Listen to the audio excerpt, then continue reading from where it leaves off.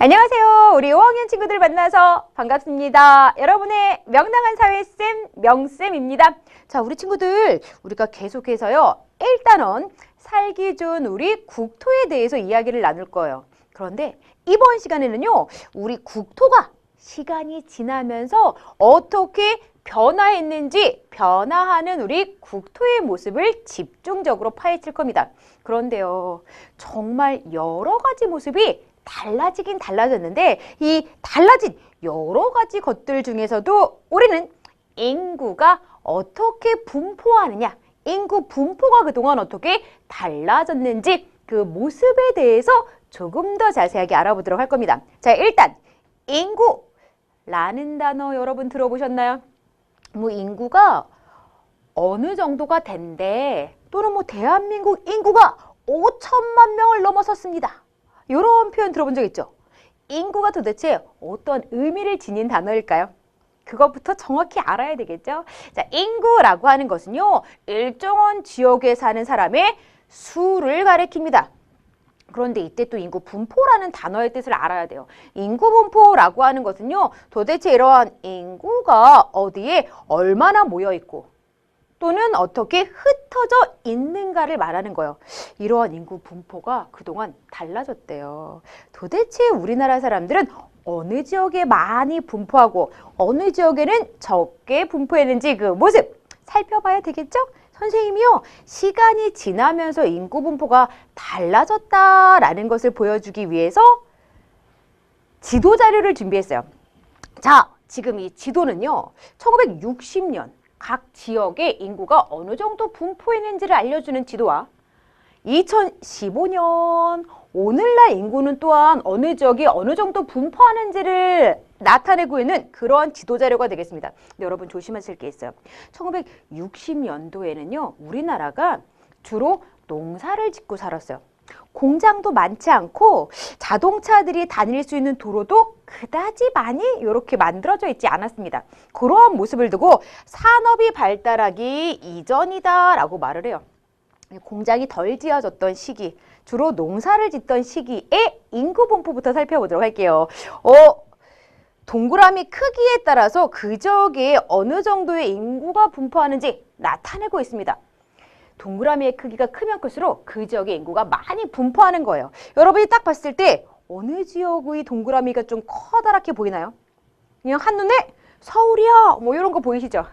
서울. 역시 옛날에도요 우리나라의 수도인 서울에는 인구가 많이 분포했어요. 그리고 더불어서 이쪽 지역 일대에 동그라미가 많이 그려져 있는 모습이 보이곤 합니다. 그런데 특히 여러분 이쪽 지역은요 우리나라 여러 지역 중에서도요 평야가 넓게 펼쳐져 있는 지역이에요. 넓고 평평한 평야가 넓게 펼쳐져 있다 보니까 농사짓기에 유리해요. 워낙에 1960년대까지는 우리나라가 농사를 주로 지었습니다 라고 얘기를 했잖아요. 농사를 주로 짓고 사람들이 살았기 때문에 농사짓기에 유리한 평야가 펼쳐져 있는 남서쪽에 인구가 많이 분포했던 겁니다. 이에 비해서요 요쪽 개는 동그라미의 개수도 적고 동그라미가 크지도 않죠. 그만큼 요 지역 자체가 산이 많이 있는 산간지대거든요. 산이 많다 보니까 사람들이 이제 적게 살았구나 라는 특징을 알 수 있어요. 이에 비해서 이제 오늘날 산업이 많이 발달한 2015년도 인구 분포를 나타낸 지도를 보면요. 우와, 서울이 어딨지? 서울 자체의 글자가 잘 안 보일 정도로 서울을 포함한 그 주변 지역에 엄청나게 커다란 동그라미가 그려져 있을 뿐만 아니라 동그라미가 여러 개 겹쳐져 있기도 해요. 서울을 포함한 경기도 인천광역시 요 일대를 묶어서 수도권이라고 말을 해요. 수도권에 엄청나게 많은 인구가 집중적으로 분포하고 있구나라는 걸 알 수 있습니다. 더불어서요, 뭐 광주광역시, 대구광역시, 대전광역시, 부산광역시, 광역시는 인구 100만 명 이상이 사는 대도시거든요. 이러한 대도시에도 인구가 많이 분포하는구나 이런 것도 알 수 있죠. 그리고 특히 요 일대에도 많은 동그라미 더불어서 커다란 크기의 동그라미가 그려져 있다는 거 보이시나요? 우리나라는요 남동쪽 바다와 접하고 있는 이 지역이 공업이 크게 발달되면서 사람들이 많이 분포하는 모습이 나타나게 된 겁니다. 지금 우리가 지도를 통해서 살펴본 내용을 글로 한번 정리를 해볼게요. 1960년 주로 농사 짓던 그 시기에는요, 사람들이 농업이 주로 발달했기 때문에 남서쪽 농사 짓기에 유리한 평야 지역에 많았어요. 이에 비해서 산이 많은 북동쪽 산지 지역에는 인구가 적었습니다. 그렇지만 1960년대 이후 오늘날의 모습을 살펴보면요. 산업이 점점 발달하고 도시가 많아졌다. 이에 따라서 산업이 발달한 수도권, 수도인 서울특별시와 경기도, 인천광역시 요 일대를 묶어서 수도권이라고 부르는 겁니다. 이 지역에 엄청 동그라미가 겹겹이 쌓여있던 거 기억나시죠? 더불어서 대도시, 그리고 또 하나 남동쪽입니다. 남서쪽이 아니라 남동쪽입니다. 이쪽 공업도시의 인구가 많이 집중되어 있다는 걸 알 수 있어요. 이봐요. 우리가 살고 있는 우리 국토의 인구 분포가 시간이 지나면서 변했구나라는 거 알 수 있죠? 다음으로 넘어가 보도록 할게요. 이번엔 이제 신문 자료를 통해서 우리나라의 인구 분포가 어떻게 변화되었는지 또 살펴보도록 할 텐데요. 신문 기사를 읽어볼까요? 우리나라는 1960년대 이후 산업이 발달하면서 인구가 급격하게 증가하였지만 지금 1960년대부터 인구가 몇 명인지 표시가 되어져 있는 그래프가 나와 있는데 2,500만 명에서 3,200만 명으로 3,800만 명으로 4,200만 명으로 인구가 엄청나게 늘어나고 있는 걸 알 수 있어요. 그런데 중요한 게 또 여기입니다. 최근에는 사람들이 아이를 적게 낳으면서 인구가 증가하긴 증가해요. 조금씩 늘어나곤 있지만 옛날만큼 확 늘어나진 않더라고요. 그 모습을 두고 인구 증가 폭이 줄어들고 있다라고 말을 해요. 옛날엔 많이씩 늘어났던 게 최근에는 조금 늘어나는 식으로 달라지고 있죠. 그리고요, 사람들이 어떻게 예측하고 있냐면요. 2030년도까지는 조금씩 인구가 늘어날 거야. 그런데 이제 나이 먹으면 사람이 죽잖아요. 사람들은 결국엔 나이 먹어 죽을 텐데 사람들이 아이를 적게 낳고 덜어는 안 낳아요. 그럼 전체 우리나라 인구가 줄어드는 때가 나타나겠죠. 그렇게 예측을 하더라고요. 2030년이 넘어서면은 아마 우리나라 인구가 줄어들지 않을까라고 예측하고 있기도 합니다. 우리나라 인구가 변하긴 변했구나. 요거 다시금 알 수 있죠? 다음 자료 보도록 할게요. 그런데 또 특이하게 우리나라 인구 분포가 특히 도시에 집중되어 있다는 거예요. 우리 사람들이 사는 지역은 도시 촌락으로 나뉘는데 특히 어느 지역에 사람들이 집중적으로 살고 있냐? 도시라는 지역에 집중적으로 살고 있어요. 어느 정도로 많은 사람들이 도시에 분포하고 있는지 그거를 나타내주는 그런 자료가 나와 있는데요. 인구 10명 중 9명은 도시에 거주한다. 우리 국토에서 도시가 차지하는 비율은 16%밖에 안 돼요. 우리나라 땅덩어리를 그냥 한반도를 중심으로 대충 표현하면 이 정도의 땅덩어리. 그런데 이 넓은 면적에서 도시라는 지역이 차지하는 비율은 16%. 5분의 1도 안 돼요. 그럼에도 불구하고요. 우리나라 인구 10명 중 9명은 도시에 살고 있습니다. 91.8%가 이미 2015년에 도시에 거주하는 걸로 통계 자료가 이렇게 나와 있더라고요. 1960년대 이후 산업의 발달과 함께 도시가 발달하면서 도시로 많은 사람들이 이주해 오면서 도시 인구가 급격히 증가했다라는 겁니다. 그러면 이때 또 우리가 생각해 볼 게 있어요. 도시는 엄청 많은 사람들이 모여 살아요. 그렇다고 도시의 면적이 엄청 큰 건 아니잖아요. 도시가 차지하고 있는 비율은 16%인데 5분의 1도 안 되는 땅덩어리에 90% 이상의 인구가 집중적으로 모여 사니까 집값도 엄청 비쌀 것 같고요. 교통도 엄청 혼잡하겠죠. 그런 식으로요. 인구 분포와 관련지어서 발생하는 인구 문제가 있어요. 그러한 문제에는 뭐가 있는지 그걸 또 우리가 따져봐야 되겠죠. 인구가 도시에 집중되면서 발생하는 문제점은 무엇이 있고 문제는 해결해야 됩니다. 이러한 문제점을 해결하기 위한 방법에는 뭐가 있는지 나란히 살펴보도록 할게요. 자, 일단 인구가 도시에 집중돼요. 너무 인구가 많다 보니까 사람들 살 집도 부족하고요.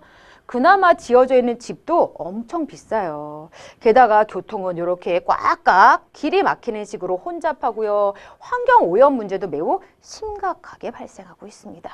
인구가 적은 지역이라고 해서 문제가 없는 건 아니에요. 인구가 너무 적다 보니까 일할 사람이 부족해요. 이러한 모습을 두고 일손이 부족하다라고 말을 합니다. 그리고 일할 사람조차 없기 때문에 그 지역이 제대로 발전할 수도 없겠죠. 지역이 발전하지 못하는 문제가 발생하기도 하는구나. 도시는 도시대로, 인구가 적은 촌락은 촌락대로 각각 문제가 발생하고 있는 겁니다. 해결해야 되겠죠. 이어서 해결책 보도록 할게요. 자, 대도시에 집중된 인구를 다른 지역으로 흩어놓는 걸 분산시킨다고 말을 합니다. 분산하기 위해서 대도시 주변에 새로운 도시를 건설해서 대도시에 살고 있는 사람들이 주변 신도시로 이주할 수 있도록, 인구가 여기에 집중되어 있는 걸 주변 지역으로 흩어 놓을 수 있도록 노력을 해야 되는 거예요. 그리고 직장이 대도시에 있는데 집은 신도시에 있어요. 여기에서 살지만 직장을 출퇴근할 때 뭔가 편리하게 직장을 오갈 수 있도록 교통시설을 늘려줘야지 사람들이 마음 편하게 신도시로 이사가서 살 수 있겠죠. 교통시설을 확충시켜주는 노력도 필요합니다. 그리고 전 국토의 균형적인 발전을 통하여 일부 지역에 집중된 인구를 분산하려고 꾸준히 노력하는 게 필요하겠다라고 생각하시면 됩니다. 자, 이렇게 해서요. 변화하는 우리 국토의 모습 중에서도 특별히 인구 분포가 그동안 어떻게 달라졌는지, 특히 도시로 인구가 집중되면서 나타난 문제점에는 뭐가 있고 그런 문제점을 해결하기 위한 방법에는 뭐가 있는지 살펴보는 이야기 마무리하도록 할게요.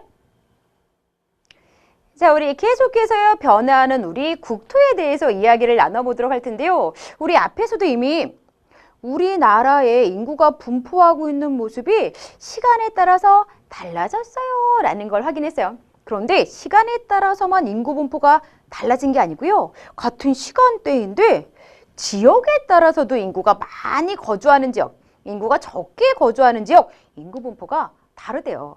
도대체 왜 지역에 따라 인구 분포가 다른 걸까? 그 까닭에 대해서 새롭게 알아보도록 할게요. 자, 지역에 따라서 정말 인구 분포가 다른지 다르지 않은지 자료를 통해서 확인해 볼 필요가 있겠죠. 자, 일단 우리나라의 인구 분포도 몇 개를 명쌤이 보여드릴게요. 지금 나와 있는 인구 분포도는 이 점 한 개당 1000명이 분포하고 있다라는 걸 나타내주고 있어요. 점을 통해서 인구가 어느 정도 분포하고 있는지를 나타내주는 거예요. 이런 점만으로 인구 분포를 나타낼 수 있는 건 아니에요. 또 다른 인구 분포도 보여드릴게요. 이번에는 지역마다 좀 색깔이 다르게 칠해져 있는 거 보이시나요? 어떤 지역은 짙은 주황색이 칠해져 있고요. 어떤 지역은 약간 옅은 노란색이 칠해져 있기도 해요. 그렇죠? 지역마다 색깔 다르죠? 도대체 이건 뭔가요? 여기 오른쪽 아래를 보면은 요 색깔은 그 지역에 분포하는 인구가 300만 명 이상입니다. 그리고 요런 색깔이 칠해져 있으면요. 그 지역은 인구가 좀 적게 분포하네요. 5만 명 미만의 인구가 분포합니다. 이런 걸 나타내주는 인구 분포도래요. 인구가 지역별로 어느 정도 분포하는지를 나타내주는 지도가 인구 분포도예요. 그런데 인구 분포도라는 지도는 다양한 방법으로 만들 수 있다는 거죠. 처음에 봤던 것대로 점을 통해서 인구 분포도 만들 수도 있고요. 두 번째 봤던 대로 색깔을 통해서도 인구 분포도를 우리가 만들 수 있어요. 그런데 어찌되었건 간에 점으로 만들었건 색깔로 만들었건 여러분, 점이 많으면 그 지역의 인구가 많이 분포하는 거죠. 점 엄청 많다. 요거 서울특별시 우리나라 수도입니다. 역시 수도를 중심으로 한 수도권일 때 인구가 많이 분포하네요. 그렇죠. 그리고 요 지역도 인구가 많이 분포해서 점이 많이 찍혀져 있죠. 남동쪽 공업도시가 집중되어 있는 그 지역이잖아요. 요 지역일 때 인구가 많이 분포하는 거다. 자, 색깔로 나타낸 인구 분포도도 내용은 똑같아요. 자, 옅은 노란색이 아니라 조금 주황색으로 색깔이 변할수록 인구가 많이 분포하는 겁니다. 주황 색깔이 많이 칠해져 있는 지역이 요 지역. 여기 대전광역시, 여기 광주광역시, 여기 부산에서부터 남동 쪽에 공업지역이 집중되어 있는 그쪽이잖아요. 수도권에 인구 많고 대전광역시 같은 대도시에 인구 많고 또는 남동쪽 공업도시의 인구가 많구나. 이런 게 다시금 파악이 됩니다. 그리고요. 인구분포도 하나 더 보여드릴게요. 인구분포들은요. 요렇게 사람 모양을 가지고 있는 그림을 통해서도 만들 수 있어요. 이러한 크기의 사람 모양이 그려져 있으면 그 지역의 인구는 1000만 명 분포합니다. 사람이 한 반토막 정도밖에 안 그려져 있어요. 조그만 사람이 그려져 있으면 그 지역은 이런 사람 한 명당 10만 명의 인구가 분포합니다. 사람이 요 정도로 커다랗게 그려져 있는 지역 여기 있네요. 서울특별시 보입니다. 그 아래 경기도도 커다란 사람이 그려져 있어요. 이런 식으로 서울특별시 주변 경기도 인천광역시 수도권 일대에 여전히 사람이 많이 분포하고 있구나. 이런 게 파악이 됩니다. 다양하게 인구 분포도 만들 수 있어요. 그런데 어떠한 방법으로 만들던지 간에 인구가 어디에 많이 분포하고 어디에는 적게 분포하는지 내용이 달라지는 건 아닙니다. 지금 봤다시피 여기에 인구가 엄청 많이 분포하는데요. 옆 동네 강원도에는 인구가 그렇게 많이 분포하지 않네요. 역시 제목에 나와 있다시피 지역에 따라 인구 분포가 달라요. 도대체 왜 다를까? 근데 이 내용이요. 학교 시험에 엄청 잘 나와요. 까닭을 서술하시오. 서술형 문제라도 잘 나오는데 내용을 파악하는 건 어렵지 않아요. 여러분이 자연스럽게 생각을 해봐요. 뭐 예를 들어서 그 지역의 지형과 관련지어서 어느 지역의 인구가 많이 분포하고 어느 지역의 인구가 적게 분포할까? 이런 걸 한번 따져보자고요. 지형, 땅의 생김새죠. 평평한 평야가 펼쳐져 있는 지역이 있어요. 울퉁불퉁 경사가 가파른 산이 펼쳐져 있는 지역이 있어요. 여러분 솔직히 반응하세요. 넓고 평평한 평야 지역에서 살고 싶습니까? 경사가 가파라서 오르락 내리락 힘든 산간 지역에 살고 싶습니까? 쌤은 당연히 평야 지역에. 선생님과 같은 마음을 다른 사람들도 다 갖고 있는 거예요. 따라서 지형과 관련지어서 인구 분포를 따지게 되면요. 산지보다는 평야가 펼쳐져 있는 곳에 인구가 많아요. 평야 지역의 인구가 많이 분포하는 거예요. 근데 지역에 따라서 산지가 발달한 지역도 있고요. 평야가 발달한 지역도 있더라고요. 그렇기 때문에 지형에 따라서 인구 분포가 달라지는 거죠. 오케이? 자, 두 번째. 이번엔 교통이랑 연관지어서 어디에 살고 싶은지 생각을 하는 거예요. 버스가 5분마다 오는 동네가 있어요. 게다가 버스가 한 10대 종류가 다양해. 어느 지역은 5시간마다 버스가 오는 지역이 있어요. 하루에 한 4, 5대밖에 안 다녀 버스가. 게다가 버스의 종류도 꼴랑 한 가지밖에 없어요. 여러분은 어디 살고 싶어요? 4시간 만에 버스가 오는 동네, 4, 5분 만에 버스가 오는 동네. 어디 놀러 가려고 해도 버스가 와야지 가는데. 설마 4, 5시간 만에 한 대씩 와도 저는 행복해요. 뭐 이러한 친구들 많은 건 아니겠죠? 그런 거예요.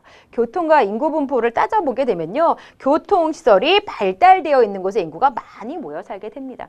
지역마다 교통의 발달 정도가 다르다 보니까 교통이 발달된 지역에는 인구가 많이 분포하고 교통이 덜 발달될수록 인구가 적게 분포하게 되는 거죠. 자, 마지막 하나가 더 있어요. 산업과 인구. 산업이라는 건 일하는 모습 같은 걸 가리켜요. 이제 공장에서 물건 만들고 하는 그러한 경우를 산업이라고 좀 어렵게 표현하는 걸 텐데 쉽게 말해서 산업이 발달했다라는 건 일자리가 많다는 거예요. 일자리가 많은 지역, 일자리가 적은 지역, 사람들이 어디 많이 모여 살겠습니까? 일자리를 구해야지 일해서 돈 벌어 살잖아요. 이제 그런 것과 관련지어서도 자연스럽게 산업이 발달한 곳에 인구가 많이 분포하겠죠. 산업이 덜 발달할수록 인구가 적게 분포하는 겁니다. 지역마다 지형이 달라서 인구 분포가 달라지는 거구나. 지역마다 교통의 발달 정도가 달라서 인구 분포가 달라지는 거구나. 지역마다 산업의 발달 정도가 달라서 인구 분포가 달라지는 거구나. 까닭 3가지 정리가 되었을까요? 자, 그럼 다음으로 넘어가서요. 우리 국토의 변화 관련해서 교통, 통신이 발달하면서 우리 국토에 살고 있는 사람들의 모습이 어떻게 변화되었는지 그런 걸 좀 따져보도록 할 텐데요. 자, 시기별 우리나라 교통 발달 상황을 지도를 통해서 확인하겠습니다. 자, 1980년대 교통도가 지금 나와 있는 거예요. 자, 이 표시에 따라서 철도인 곳도 있고 고속국도도 있고요. 공항도 있고요. 주요 항구도 있습니다. 이제 쭉 살펴보게 되면은 자, 고속국도보다는 철도가 조금 더 발달했고 점점 고속국도가 많이 건설되기 시작했어요. 그러니까 옛날에는 기차로 사람들이 이곳저곳을 오가거나 물자를 운송하는 모습이 조금 더 많이 나타났구나. 근데 기차가 다니는 지역은 버스가 다니는 지역보다 좀 적어요. 이제 기찻길 놓는 거나 기차가 설 수 있는 역을 설치하는 게 버스가 오가는 길을 만드는 것보다 훨씬 더 힘들다 보니까 이제 대량 철도, 뭐 커다란 기차역 같은 걸 처음에는 많이 만들었지만 그게 아주 작은 고장 좁은 동네까지 들어가는 일은 별로 없었던 거죠. 근데 이제 사람들이 사는 지역이 넓어지고 많아지고 다양해지면서 야, 이제 버스가 오갈 수 있는 길도 많이 필요해졌다. 1980년대부터 이제 좀 더 빠르게 버스 타고 이곳저곳을 오갈 수 있도록 고속국도가 건설되기 시작합니다. 그러다가 이제 2016년 오늘날의 교통들을 보게 되면요. 와, 길이 하나 더 늘어났어요. 고속열차도 다닐 수 있는 고속철도 만들어집니다. 그냥 일반 기차가 다니는 게 아니라요. 시속 200km 이상 슝! 이곳저곳을 오갈 수 있는 고속열차가 다니는 고속철도마저 건설이 되는 거죠. 더불어서 앞에서 80년대부터 고속국도가 많이 건설되기 시작했어요 라고 이야기를 했잖아요. 그러한 고속국도가 엄청나게 많이 만들어집니다. 더불어서 앞에서 이미 이야기했다시피 고속열차 이용할 수 있는 고속철도도 새로 건설되고요. 공항도 80년도보다는 더 많이 늘어나기도 했어요. 비행기 타고 버스 타고 기차 타고 고속열차 타고 배 타고 전국 이곳저곳을 사람들이 쉽게 오갈 수 있게 되었구나. 그러면서 이 국토에 살고 있는 우리 국민들의 생활 모습도 달라졌겠구나라는 걸 쉽게 생각할 수 있겠죠. 어떻게 달라졌을까? 그걸 이제 정리를 해볼 텐데요. 교통이 발달하면서 지역 간 이동 시간은 당연히 줄어들었죠. 서울부터 부산까지 고속열차 타고 2시간 30분 만에 갈 수 있거든요. 그리고 사람들의 생활권은 넓어졌습니다. 이 생활권이라고 하는 건요. 사람들이 이제 생활할 때 오가는 그런 지역의 범위를 가리켜요. 워낙에 먼 지역까지도 빨리 갔다 올 수 있기 때문에 사람들이 생활할 때 이용하는 지역이 더 멀리 전체적으로 넓어지게 된 거죠. 넓은 지역을 오가면서 사람들이 생활하게 되었어 라고 보시면 됩니다. 그리고 이제 마지막으로 통신도 발달했거든요. 요즘엔 걸어 다니면서 통화도 하고 또 인터넷 검색도 하고 룰루랄라 영화 감상도 하죠. 스마트폰 같은 게 이용이 많이 되고 있잖아요. 그것만 봐도 우와 통신 엄청 발달했어 라는 걸 알 수 있습니다. 교통만 발달한 게 아니고요. 통신이 함께 발달하면서 사람들은 시간, 공간의 제약을 다 뛰어넘을 수 있어요. 멀리 떨어져 있는 사람하고도 쉽게 이야기 주고받고 뭐 시간적으로도 어디서나 하잖아요. 언제나 시간 제약을 극복했죠. 어디서나 공간의 제약 극복한 거예요. 그래서 언제 어디서나 누구하고도 통화를 할 수 있게 사람들의 생활 모습이 바뀌었고요. 대표적으로 인터넷 같은 걸 이용해서 직장에 출근하지 않고도 집에서 일하는 재택근무라고도 표현하는 그런 모습이 점점 늘어나고 있기도 하고요. 뭐 인터넷 쇼핑 이런 거 통해서 집에서도 쉽게 생활에 필요한 물건을 살 수 있게 되기도 했습니다. 자, 통신이 발달하면서 국토의 모습은 크게 바뀌지 않았지만 사람들이 느끼는 국토의 크기는 상대적으로 작아지기도 했어요. 이게 무슨 말이냐? 우리나라 땅덩어리의 크기가 달라지지 않았는데요. 서울 사는 사람이 멀리 제주도 사는 사람이랑 쉽게 이야기를 주고받아요. 제주도에서 막 잡아 올린 생선도 빨리 주문해서 서울 사는 사람이 배달받아서 먹기도 해요. 우리 국토가 좀 작아진 것 같아. 실제로는 작아지지 않았지만 워낙에 공간의 제약이 극복되면서 우리나라가 좀 작아졌다라고 생각하는 경우가 늘어났어라고 생각하시면 될 것 같아요. 자, 이렇게 해서 선생님과 함께하는 변화하는 우리 국토 관련된 이야기 마무리하도록 할게요.